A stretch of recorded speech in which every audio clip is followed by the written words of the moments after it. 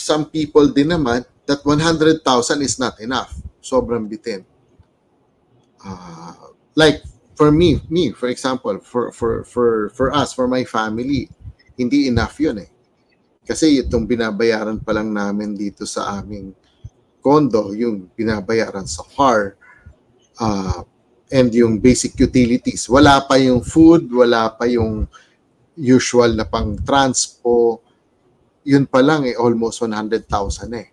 For other people, for a lot of people, in fact, 100,000 a month is sobra.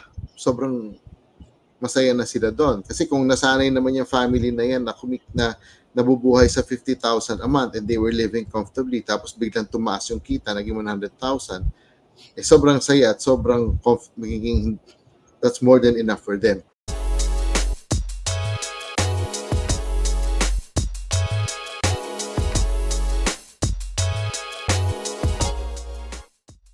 Balik lang tayo sa we've been talking about earnings, saving, spending, and ito yung question ko based on how you talk to your clients and give them advices, your expert advice, yung 100,000 pesos for a family na husband and wife sa Metro Manila with 2 kids, is that something na you can comfortably live sa Metro Manila? Is that over or under? Masyado bang mataas? Masyado bang mababa? And ano yung target number mo for a family na may 2 anak to live comfortably sa Metro Manila? Okay, excellent question. Actually, di ba, nag-issue yan recently dahil doon sa nilabas na figure, yung amount, 69 pesos ba yun? A day? Di ba yung sinabi ng NEDA? So anyway, sabi kasi, di ba, ang dami pa nag-post, di ba, sa Facebook niya na, ito yung 69 pesos, di ba, instant noodles, tapos kanin, toyo na lang. So anyway, yung 100, actually ganito yan, it's relative eh. It's relative.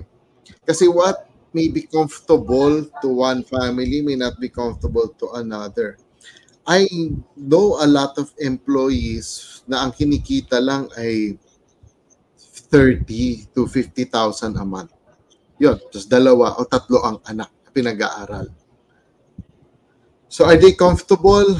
Sabi nila, okay naman daw sila, masaya naman sila. Depende yan sa definition ng tao ng comfort at kung anong standard of living ang gusto niya. Like, meron kasing iba na walang gasto sa tirahan. Meaning, they live in their ancestral home. Minana nila sa parents nila. So wala silang binabayarang rent, wala silang binabayarang mortgage. Tapos yung kotse nila either minana lang o kaya ang ginagamit, ito marami to, ang ginagamit na primary mode of transportation is motorsiklo. Napakamura nun, di ba? O kaya iba nagko-commute, nag-jeep, tricycle. So, and for them, that's comfortable. For them, okay na yan. Tapos yung school, hindi ng mga anak nila, kung kaya naman, they can pass sa mga state or local government universities na top-notch din naman. Ako, I used to teach in a city university. Magaling, mahusay yung school. Hindi naman, at libre yung tuition doon. So, hindi naman kung libre ang tuition, wala nang kwenta, di ba? So, it doesn't necessarily follow. So, depende yun. But there are some people din naman that 100,000 is not enough. Sobrang bitin. Like, for me, for example, for us, for my family, hindi enough yun eh. Kasi itong binabayaran pa lang namin dito sa aming condo, yung binabayaran sa car, and yung basic utilities. Wala pa yung food, wala pa yung usual na pang transpo. Yun pa lang eh, almost 100,000 eh. Diba? So talagang for us, sobrang bitin yun. We will not be living comfortably below that. At diba, we would be able to maintain the lifestyle that we have. And yung lifestyle namin, hindi naman ano yun, hindi naman grandiose yun. Diba? Pang middle class lang din naman kami. So again, it depends. For other people, for a lot of people, in fact, 100,000 a month is sobra. Sobrang masaya na sila doon. Kasi kung nasanay naman yung family na yan na nabubuhay sa 50,000 a month and they were living comfortably, tapos biglang tumaas yung kita, naging 100,000, sobrang saya at sobrang magiging, that's more than enough for them. But here's the problem. Ang problem kasi again, we go back to behavioral finance. Pag tumataas ang kita ng tao o ng isang pamilya, ang tendency talaga is ina-upgrade din ang lifestyle, ang standard of living. Diba? So yun ang isang phenomenon na ganun talaga. Unless you can learn how to control that, ang tendency talaga ng tao, pag tumataas ang kita, tinataas din ang lifestyle. So nagiging pang-abot lang din. Ang importante lang naman natin tandaan is we should live within our means. Not just within our means. We should live below our means. Sabi ko nga kanina, ideally, we should just live within 70% of our income. So that we can use yung 10% to tithe, tapos 20% for savings and investment. So, yeah, yun. Agree na meron kang na-allocate na 30%, 70%. Again, case to case to, guys.